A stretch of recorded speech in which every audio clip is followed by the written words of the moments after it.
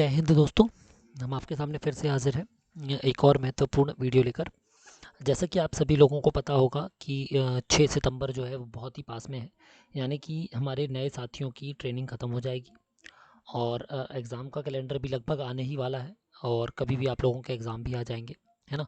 और असाइनमेंट के संबंध में भी हम जल्दी एक वीडियोज़ आपको देने की कोशिश करेंगे। जैसे आप सभी लोगों को महाअभियान में व्यस्त रखा गया है, वैसे ही हम लोग भी महाअभियान में व्यस्त हैं। इस कारण से आपको असाइनमेंट के संबंध में डिटेल में जानकारी नहीं दे पाए हैं, पर कोशिश हमने की थी टेलीग्राम पे भी कि हम अपने सारे जो हमारे पास असाइनमेंट की फाइल्स थी वो हमने डाल दी हैं उसमें।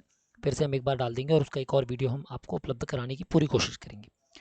सबसे महत्वपूर्ण चीज़ यह है कि 7 तारीख से आप लोगों की पोस्टिंग हो जाएंगी हलकों में। अभी सिर्फ सहायक के रूप में आप लोग पदस्थ थे, तो जब आपकी पोस्टिंग होगी तो आप लोगों ने इस अभियान के दौरान 2 महीनों में लगभग सारे काम किए होंगे, वेब जीआई से संबंधित, सारा ऐप से संबंधित। तो आपने देखा होगा कि एक सबसे महत्वपूर्ण चीज़ जो जिसकी ज़रूरत पड़ती है वो पड़ती है आईडी की, है ना। तो आज का जो हमारा वीडियो है वो इसलिए है ताकि जब आप 7 तारीख को आपकी पोस्टिंग हो तो आप लोग एकदम से परेशान ना होएं, एकदम से आपके पास स्ट्रेस ना आ जाए कि अब क्या करना, कैसे करना, आईडी कैसे क्रिएट होगी। या क्योंकि सब जगह पे अ, तकनीकी रूप से इतने लोग सक्षम नहीं हैं या तकनीकी रूप से लोग उतना सहायता नहीं कर पाते हैं तनाव के कारण और ये भागा दौड़ी के कारण। इसलिए हम एक छोटा सा वीडियो आपको दे रहे हैं ताकि आप आसानी से अपनी वो बेसिक तैयारी करके रखें। सबसे पहले वेब जीआईएस तो अब आप लोगों ने सब लोगों ने चलाई होगी, mpbhulik.gov.in। इसमें डाउनलोड्स पे आप जाएंगे। डाउनलोड्स पे जाने के बाद सिस्टम रिक्वायरमेंट में एक रजिस्ट्रेशन फॉर्म है, इस रजिस्ट्रेशन फॉर्म को डाउनलोड कर लीजिए। ये रजिस्ट्रेशन फॉर्म आप अच्छे से देख लीजिए। इस फाइल के अंदर 3 रजिस्ट्रेशन फॉर्म है ना। आपके लिए अभी पहला ज़रूरी है क्योंकि आप फर्स्ट टाइम रजिस्ट्रेशन कर रहे हैं। जब दूसरी बार आपका स्थान बदला जाएगा तब सेकंड पेज है वो इम्पॉर्टेंट है, और तीसरी बार में जो रहेगा वो फिर बैंक वगैरह या डिपार्टमेंटल अन्य चीज़ों के लिए है ना। तो अभी हम आपको सिर्फ पहला इसलिए बता रहे हैं ताकि आप लोग कन्फ्यूज़ ना हो। तो इस फॉर्म को आप भर लीजिए।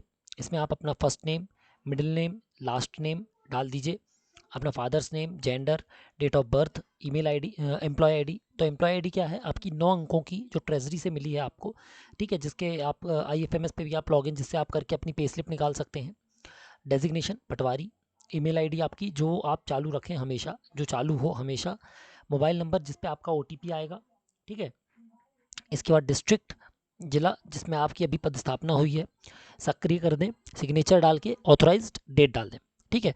और उसके बाद ऑथोराइज्ड ऑफिसर के साइन, यानी कि ये भरने के बाद आप अपने तहसीलदार महोदय से इसको साइन करा लें, ठीक है। फिर हम आपको सेकंड वाला फॉर्म भी दिखा देते हैं जी। तो आप देख सकते हैं इस तरीके का हमारा दूसरा फॉर्म है ना। एक फॉर्म ये था जो यदि अभी आपको जैसे हल्के आवंटित नहीं हुए हैं तो आप इसको भर के भी अपनी वेब जीआईएस आईडी क्रिएट कर सकते हैं। जब आवंटित हो जाएंगे, यदि अभी आप नहीं कर पा रहे तब आप करना चाहें तो तब ये चीज़ें इसमें और जुड़ जाएंगी। इसमें केवल आप अभी जो लिखेंगे वो वर्तमान जिला, वर्तमान तहसील, वर्तमान आरआई सर्कल, वर्तमान हल्का और वर्तमान गांव लिखेंगे, ठीक है, जब आप अभी लिखेंगे तो। और जब कभी ट्रांसफ़र होगा आपका तब पूर्व का यहाँ आ जाता है और वर्तमान जो मतलब नई पोस्टिंग है वो वर्तमान में और पुरानी पोस्टिंग यहाँ पर आ जाती है। इसके बाद सक्रिय, सिग्नेचर और ये तहसीलदार महोदय की साइन के लिए चला जाएगा। अब जब आप ये फॉर्म भर लें तब आप वापस आएंगे वेबसाइट पे और यहाँ पर रजिस्टर एज इंटरनल यूज़र का ऑप्शन आता है। रजिस्टर एज इंटरनल यूज़र पे क्लिक करेंगे तो यहाँ पर आप अपना फर्स्ट नेम डाल दें जो आपके डॉक्यूमेंट्स में दिया हो, फादर्स नेम डाल दें, डेट ऑफ बर्थ आपकी डाल दें, यहाँ पर जेंडर चुन लें, ठीक है। फिर यहाँ पर आपकी लॉगिन आईडी आती है। तो लॉगिन आईडी में बहुत सारे लोग कुछ भी डाल देते हैं, तो हमारा सुझाव भी यही है और अभी तक जो प्रोटोकॉल रहा है वो यही है कि आपकी जो 9 अंकों की एम्प्लॉय आईडी है जो हमने अभी आपको बताया, जो हमने आपसे बताया इस फॉर्म में भरने के लिए, यहाँ पर एम्प्लॉय आईडी, वही एम्प्लॉय आईडी आप यहाँ पर लिख लें। वही एम्प्लॉय आईडी यहाँ पर भी आ जाएगी 2 जगह पर। आपका मोबाइल नंबर जो आपने फॉर्म में भी भरा है जिस पे आप ओटीपी चाहते हैं, आपकी ईमेल आईडी जो भविष्य में कभी रीसेट पासवर्ड करने के लिए काम आएगी।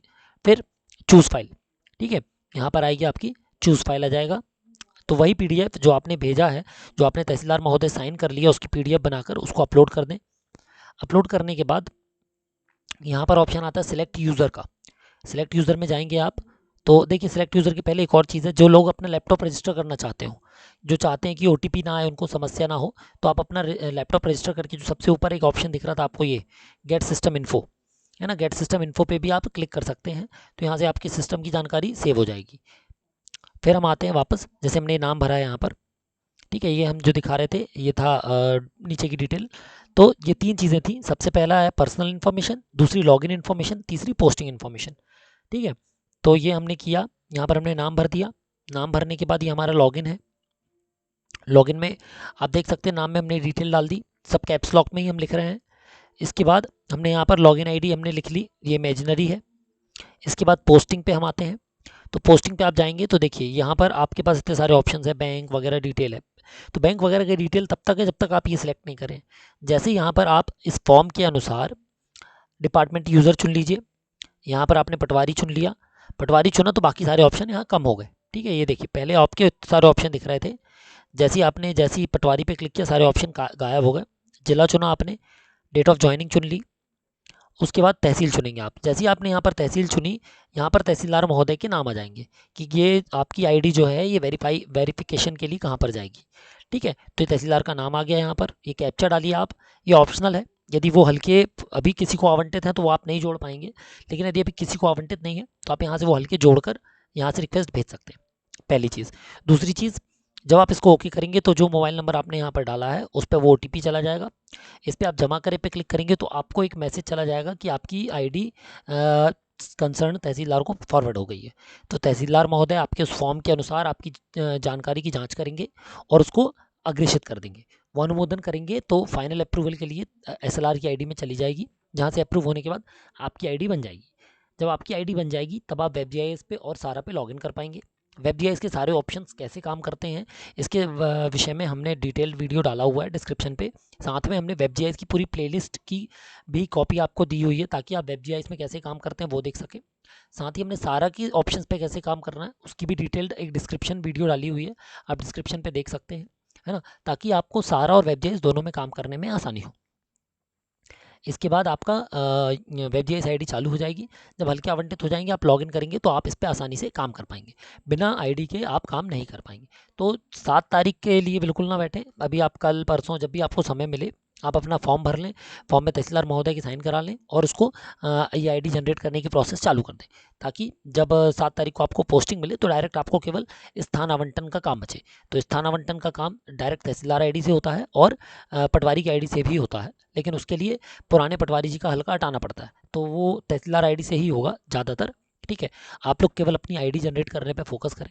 और बाकी यदि आपको कोई और सहायता चाहिए होगी ट्रेनिंग के बाद, ट्रेनिंग खत्म होने के बाद भी, तो आप हमसे बिल्कुल हम आप लोगों के लिए उपलब्ध हैं। आप हमको बता सकते हैं, हम पूरा प्रयास करेंगे आप लोगों की जानकारियों को आप लोग को सटीक जानकारी देने की, ताकि आपकी सहायता हो सके और आने वाला समय जब आप पटवारी के रूप में कार्य करेंगे फुल फ्लैश तो आपको सुविधा हो, है ना, कोई असुविधा का सामना ना करना पड़े। फिर मिलते हैं हम अगले वीडियो में, तब तक के लिए अपना ख्याल रखें। जय हिंद।